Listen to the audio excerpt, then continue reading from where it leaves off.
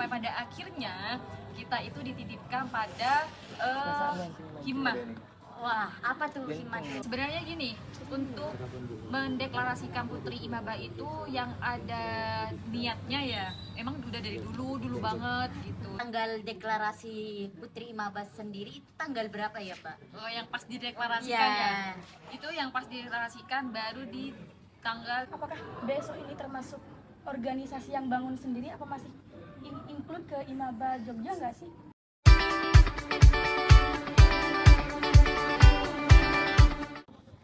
Assalamualaikum warahmatullahi wabarakatuh. Halo semuanya, selamat datang di podcast perdana Putri Imaba DPW Imaba Yogyakarta. Perkenalkan, nama saya Liniatul Ma'lufah dan Saya Sylvia Salsabila dan kita sekarang ini ditemani oleh Mbak Iin selaku narasumber.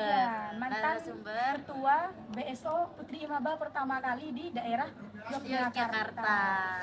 Ingin soleha nggak sih? Iya, Iya, Mbak Iin Mbak Iin Soleha. Soleha ya. Di sini kita pada podcast perdana kita kali ini kita akan bincang-bincang mengenai profil Imaba, Putri Imaba, terus sejarahnya bagaimana, latar belakangnya, dan sekaligus proses bagaimana Putri Imaba itu berdiri, baik. Mungkin bisa diceritakan lah. Oke, jadi kalau membahas tentang profil Putri Imaba ini kita kembali ke masa lalu ya. Iya, Kembali jejak ke kita. iya. Kembali ke masa lalu yang dimana waktu itu saya masih camaba di 2020. Wah, camaba apa tuh? Camaba apa tuh dulu? Camaba calon mahasiswa baru dong. Ya. Kan masih belum dideklarasikan. Iya, di 2020 itu dulu kita ada angkatan 2020 itu ceweknya, perempuannya ada 3 orang. Dan memang benar di waktu itu belum ada BSO. Jadi waktu itu kita nih tempat tinggalnya masih belum ada. Belum jelas ya, Belum Mbak, jelas, ya? ya. Sampai pada akhirnya kita itu dititipkan pada Himmah. Wah, apa tuh Himmah tuh? Himmah itu himpunan muslimah. Mereka itu bagian perempuan dari FKMSD. FKMSD itu mahasiswa Banyuanyar, Pondok Pesantren Banyuanyar gitu. Jadi perempuannya kan di sana banyak, tapi mereka waktu itu juga belum deklarasi. Mereka juga cuma ngekos bareng aja gitu. Jadi kita gabung lah sama mereka karena sama-sama dari Madura ya kan. Iya. Iya. Terus setelah itu nggak lama dari situ Himmah itu deklarasi karena memang waktu itu mereka SDM-nya cukup banyak. Nah dari situ kita masih tidak pindah, kita masih ikut nimbrung sama mereka. Ketika kajian kita ikut berjemaah sama mereka, kita ikut Himmah lah. Kayak Ikut kita kegiatannya iya, ya, Mbak bener. Iin. Semacam anggota Himmah Iya, juga. benar-benar. Kita juga mengikuti apa peraturan-peraturan yang ada di sana. Sampai pada akhirnya kita keluar dari situ karena salah satu dari kepengurusan kita waktu itu bertanya pada salah satu senior tentang bagaimana kita yang disatukan sama mereka gitu. Jadi tanggapannya senior itu kalau bahasanya ya waktu itu dia bilang sama halnya dengan piring, diibarkan ke piring, make sabe laonan tetap bedemunyi napakuna. Jadi kita karena tidak ingin terjadinya seperti itu ya agar Gesekan ya. iya, agar kita tetap komunikasinya lancar, hubungannya tetap baik-baik saja. Nah, kita pindah dari situ. Meminimalisir risiko Iya, adanya benar-benar. miskom ya kan, Baik. Terus pindahnya itu kalian tetap ngekos bareng atau kos masing-masing? Seperti itu, Baik. Waktu itu karena salah satu dari senior kita itu ada yang punya kontrakan ya, ngontrak tapi kayaknya sendiri gitu. Jadi kita dikasih numpang di sana. Kita masih ngontrak bareng bertiga, tapi nggak lama, sekitaran 3 bulan. Setelah itu karena kan waktu itu masa pandemi ya, Ya. kita kuliahnya masih online. Terus ada kabarnya mau offline, kita memutuskan untuk untuk ngekos masing-masing. Masing-masing. Karena memang kebetulan kampus kita itu nggak sama, kampus kita itu jauh-jauh, jadi kita ngekos di daerah yang dekat sama kampus-kampus kita. Walah, kos masing-masing tuh karena terkendala biaya transportasi mungkin ya. Bisa jadi. Ya, memang kan belum punya base yang masih numpang kan? Iya. Iya. itu kan ngekos bertiga tuh masing-masing sesuai kampusnya. Iya. Ada pengaruh nggak sih terhadap cara kalian berprosesnya nanti di Imaba? Kan kalian tuh bisa jadi belum punya motor, kendaraan, kan emang tujuan ngekos pertama apa? Dekat sama Terkendala biaya Iya. transportasi. biar dekat dari kampus. Oh, iya. Kalau berpengaruh sebenarnya berpengaruh karena ya dari base camp DPW Imaba ke kampus-kampus kita itu memang jauh. Nah, tidak selalu ketika ada acara di Imaba itu kita selalu datang, enggak, karena kadang terkendala dari transportasi, entah kita yang nggak punya uang buat ke Maklum. Grab gitu kan. Maklum, Ya. anak perantauan ya. Ya, jadi Masih berpengaruh. Terus di 2020 tuh cuma ada 3 orang ya Mbak Iya, I. 3 orang. Terus di 2021 itu nanti SDM-nya bertambah atau nanti emang di 2021 nih kita Baru deklarasi. baru itu deklarasi atau ngadain kos-kosan bareng gitu. Di 2021 itu nambah SDM-nya ada 4 orang. Jadi sebenarnya gini, untuk mendeklarasikan Putri Imaba itu yang ada niatnya ya, emang udah dari dulu banget gitu. Sebelum ada angkatan saya juga memang udah ada inisiatif buat mendeklarasikan, tapi memang SDM-nya masih kurang. Nah, di 2021 itu kan udah nambah 4 orang. Nah, sebagai syarat untuk bisa deklarasi itu kan ada harus minimal 7 orang. Itu kan udah pas ya. Iya, Tapi kita pas. belum deklarasi. Dari situ nah barulah kita kayak semakin dekat, semakin akrab karena waktu itu sering kayak rujak-rujak bareng juga. Nah, kebetulan di masa 2021 itu ada bukan proker, divisi baru namanya Apa tuh nama PSDA. Kalau boleh tahu apa tuh PSDA Mbak I? PSDA itu pengembangan sumber daya anggota. Nah, waktu itu kebetulan ya kan saya juga termasuk dari divisi itu ya. Jadi dari CEO-nya kita itu dibagilah yang saya untuk mengkoordinir perempuan, nah mereka mengkoordinir yang bagian putra. Nah, di situ saya mengadakan bedah buku setiap 1 minggu 1 kali. Jadi kita 1 minggu 1 kali itu ketemu, diusahakan untuk ketemu, biasanya di warung kopi gitu, kayak ngobrol-ngobrol aja Walah, tentang buku yang dibaca. bukunya itu emang udah ditentuin atau gimana Mbak In? Kan di DPW sendiri di basecampnya Imaba ya ada ini perpustakaan mini. Nah, di situ kita boleh meminjam buku di situ. Jadi kita ngambil bukunya setelah 1 minggu itu baru kita diskusi, ini loh yang aku dapat dari pembacaan buku ini seperti ini. Jadi kita kayak sharing, lebih ke sharing aja. sharing seputar pengetahuan buku tersebut gitu Mbak Terus In. di akhir tahunnya pas mau ada angkatan 2022, ini kan kita sudah tahu kan ya Camaba ini perkiraan ada berapa orang, kan perkiraan waktu itu memang banyak. Jadi kita ada inisiatif lah buat kontrak bareng waktu itu. Walah, berarti inisiatif kontrak bareng lagi tuh di itu ya pas mau ada Camaba di tahun 2022. Iya, tapi yang angkatan 2022 itu belum datang. Tapi kita udah ada inisiatif buat kontrak bareng supaya yang angkatan 22 ini tidak merasakan bagaimana kita dulu yang bukan tidak punya tempat tinggal ya.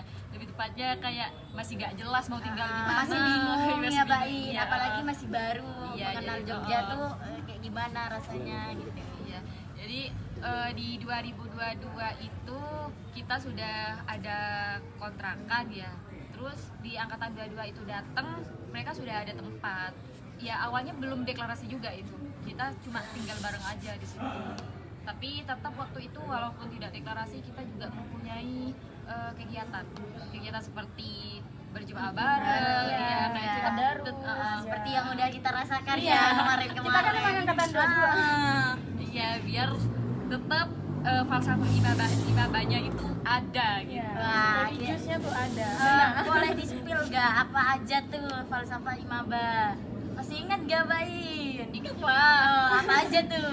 Ya falsafah ibadah, religius, akademis, transformatif. asik. Masa itu aja nggak Termasuk mantan ketua yang patut Ah, dicontoh lah dari ketua kita yang sekarang. Iya.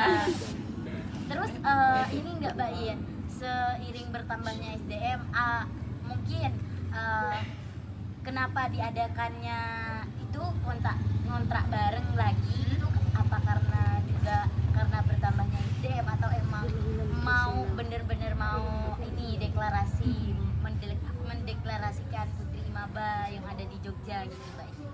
Sebenarnya niat awalnya ya karena SDM-nya semakin banyak agar kita punya tempat buat Camaba ini, agar kita tidak berpecah-pecah seperti itu. Karena kan biasanya ketika kita udah nyampe Jogja, Camaba itu nyampe Jogja, terus udah dari situ kenal Imaba tapi tempat tinggalnya kosnya jauh-jauh, itu nggak aktif karena kayak rasa kepemilikannya, militansi ke Imabanya itu kurang. Karena ya kalau ngontrak bareng ya kita setiap hari makan bareng, tidur bareng, kayak ngapa-ngapain bareng, itu kan pasti ada rasa kekeluargaannya, kita merasa memiliki gitu. Nah dari situ karena memang di Putri Imaba, bukan sebelum itu kan bukan Putri Imaba ya, Iya. cuma kontrakan aja. Ya, cuma bareng-bareng doang. Karena sudah orangnya banyak, kegiatannya ada, kayak kita sudah memiliki tujuan yang jelas mau kemana arahnya. Jadi kita ada inisiatif buat deklarasi pada waktu itu di 2022.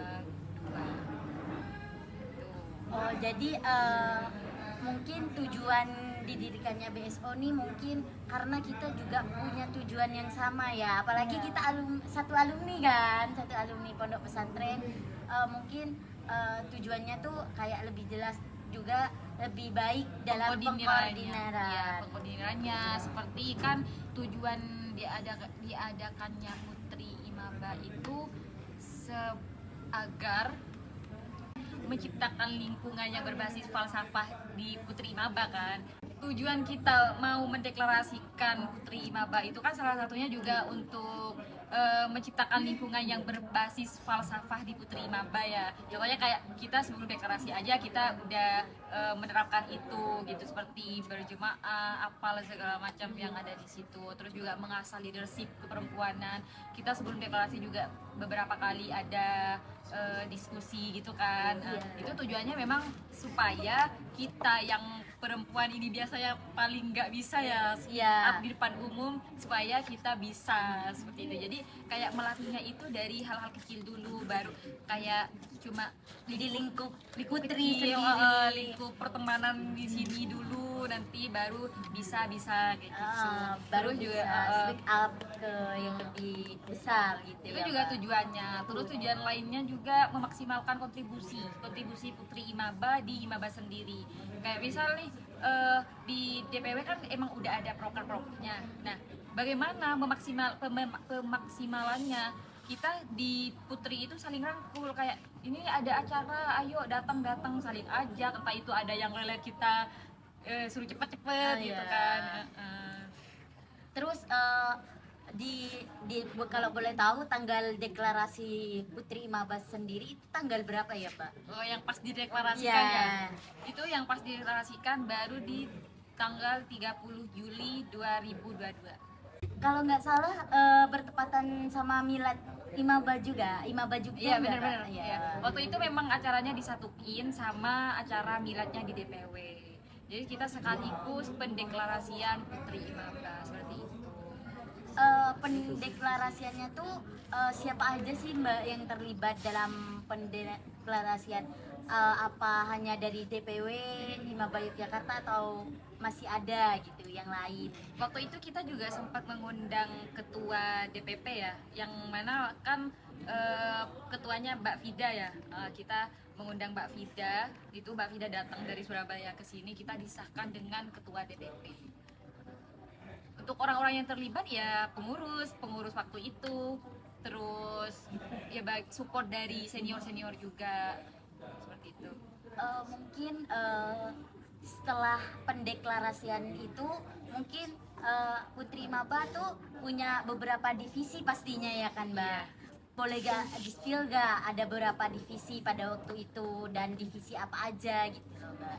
Kalau divisi ya karena kepengurusan di situ SDM-nya kurang. Karena kan di situ cuma ada di angkatan 2020 sama 2021. Dua-dua itu kan nggak masuk ke pengurus karena masih baru. Nah, di situ kita ada 7 orang. Sepertinya waktu itu kalau dijadikan divisi itu terlalu sedikit orangnya, tapi kalau cuma BPH terlalu banyak. Nah, pada akhirnya kita itu adanya cuma BPH, adanya cuma ketua sama sekretaris sama bendahara. Itu bendahara 3 orang, sekretaris 3 orang. Jadi kita nanti untuk job desk-nya itu kita bagi-bagi tugas seperti itu. Misalnya kita kan ada beberapa dari kita ini kan yang gak ikut kontrak, yang jadi pengurus ini ngekos di luar. Ya, jadi kita bisa saling membantu. Yang dari luar itu kayak minta tolong yang ada di kontrakan untuk mengkoordinir keuangan, yang bagian bendahara. Terus yang bagian di luar ini nanti job desk-nya untuk yang lain. Seperti kan kebutuhan di job desk bagi pembagian job desk ini kan banyak ya. Iya.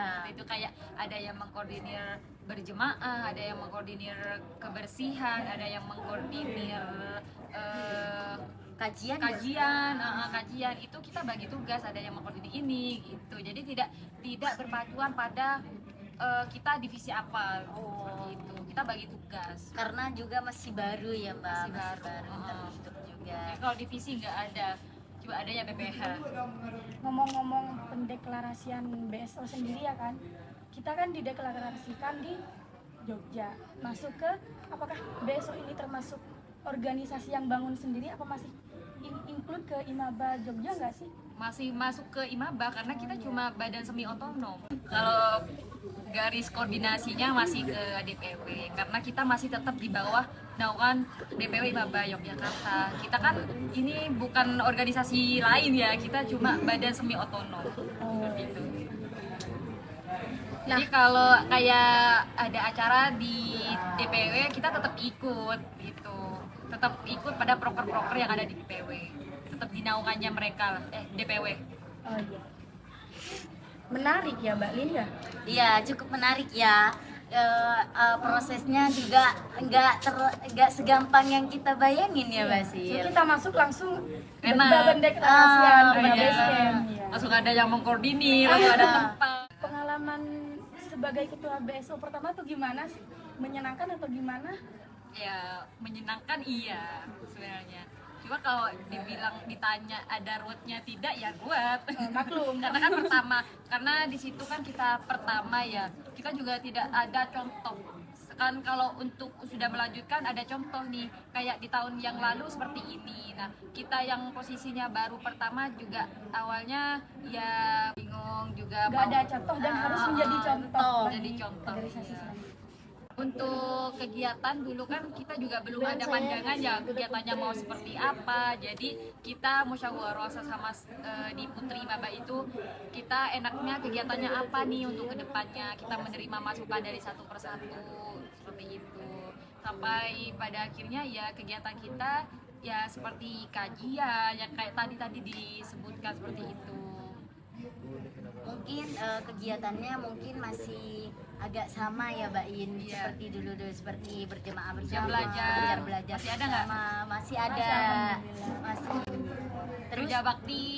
kerja bakti Tiap minggu harus. tiap minggu harus demi kebersihan itu Ya, kan. sebenarnya kalau di Putri Imaba sendiri itu untuk proker kan waktu itu kalau masih kepengurusan kita ya nggak ada proker waktu itu karena kita cuma ada kegiatan-kegiatan yang di kulturnya aja seperti itu. Kalau sekarang kan ada. Kalau menurut saya pribadi ya untuk kegiatan-kegiatan di Putri Imaba itu nggak usah banyak-banyak dan nggak usah muluk-muluk karena kita ketika di DPW ada acara kita masih masuk ke acara di situ. Jadi mungkin untuk di Putri Imaba itu pemaksimalannya saja.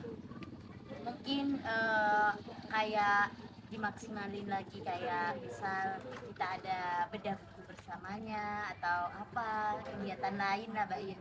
Mungkin diperdalam di itunya dulu ya Mbak In. Iya, ya kan bedanya ada BSO sama tidak ada BSO. Kalau di Putra ada berjemaah, di Putri kalau nggak ada BSO kan nggak ada juga Ya, kan? hilang Iya, semuanya. Enggak, Jadi kita ada rasa tanggung jawab. Tanggung jawab.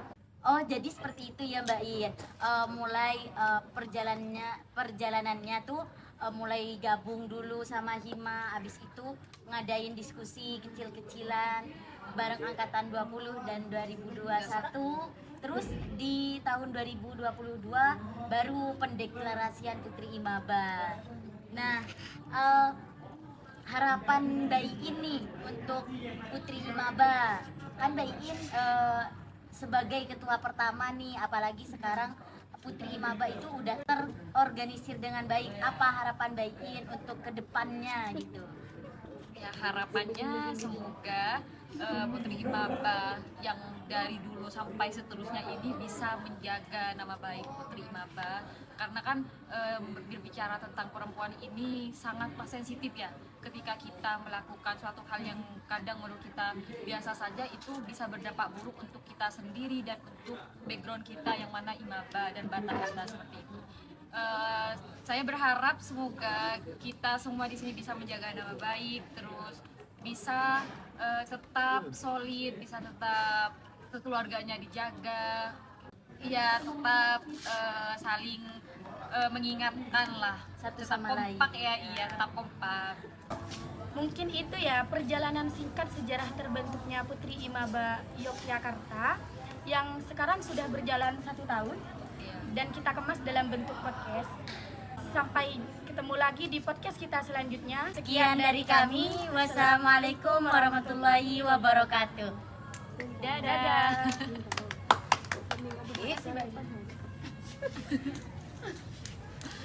Udah karena